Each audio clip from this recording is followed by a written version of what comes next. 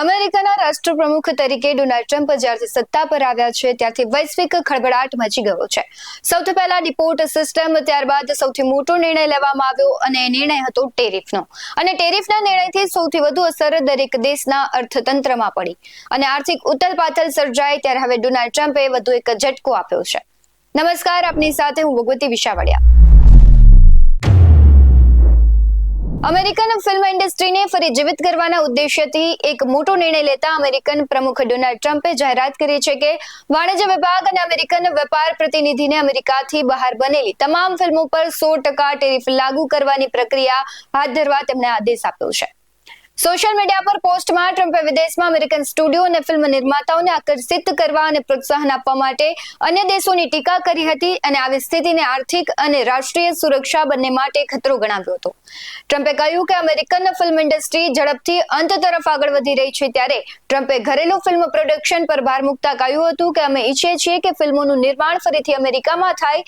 નવા ટેરિફનો ઉદ્દેશ્ય રમતના મેદાનને લેવલમાં લાવવા અને સ્ટુડિયોને અમેરિકન ધરતી પર તેનું ઓપરેશન જારી રાખવા માટે પ્રોત્સાહિત કરવાનું છે.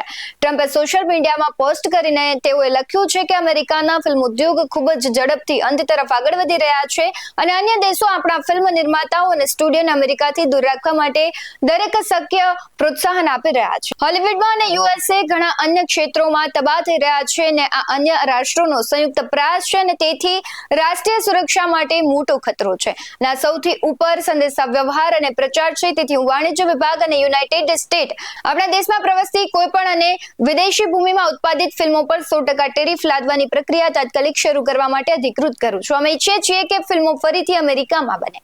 ચીન યુએસ પછી બીજું સૌથી મોટું ફિલ્મ બજાર છે. ચાઇનીઝ ફિલ્મ એડમિનિસ્ટ્રેશનને 10 એપ્રિલના રોજ એક નિવેદનમાં તેમણે જણાવ્યું હતું કે ચીન પર ટેરિફનો દુરુપયોગ કરવાની અમેરિકન સરકારની ખોટી કાર્યવાહીથી સ્થાનિક દર્શકોનો અમેરિકન ફિલ્મોમાં રસ અનિવાર્યપણે ઘટશે. અમે બજારના નિયમોનું પાલન કરીશું, દર્શકોની પસંદગીઓનો આદર કરીશું અને આયાતી યુએસ ફિલ્મોની સંખ્યામાં સામાન્ય ઘટાડો કરીશું. યુનાઇટેડ સ્ટેટ પછી ચીન વિશ્વનું સૌથી મોટું ફિલ્મ ઉદ્યોગ અને ફિલ્મ બજાર છે. જો કે તાજેતરમાં વર્ષોમાં જ સ્થાનિક ફિલ્મોએ હોલિવૂડ કરતા પણ આગળ નીકળી ગઈ છે. ધ ગાર્ડિયનના અહેવાલ મુજબ ટ્રમ્પ દ્વારા લાદવામાં આવેલા ટેરિફ પશ્ચિમી સ્ટુડિયો માટે મોટો ફટકો હશે અને ખાસ કરીને Walt Disney company, Paramount global અને વોર્નર બ્રધર્સ ડિસ્કવરી ઇન્ક, જે રોગચાળા પછી પણ પાછા ફરવા માટે સંઘર્ષ કરી રહ્યા છે. જ્યારે કોરોના કાળ હતો ત્યારે ફિલ્મ ઇન્ડસ્ટ્રી ઓલરેડી સંઘર્ષ કરી રહી હતી. ફરી એક વખત છે તે ટ્રમ્પનો નિર્ણય આવ્યો છે.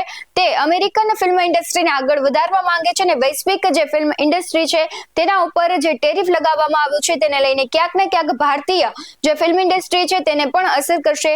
આ મુદ્દે આપનું શું કહેવું છે કમેન્ટ કરી જરૂરથી જણાવજો. આવા જ વધુ અહેવાલો સાથે ફરી મળતા રહીશું. તમે અમને ફેસબુક અને ઇન્સ્ટા પર ફોલો કરવાનું ભૂલશો નહીં.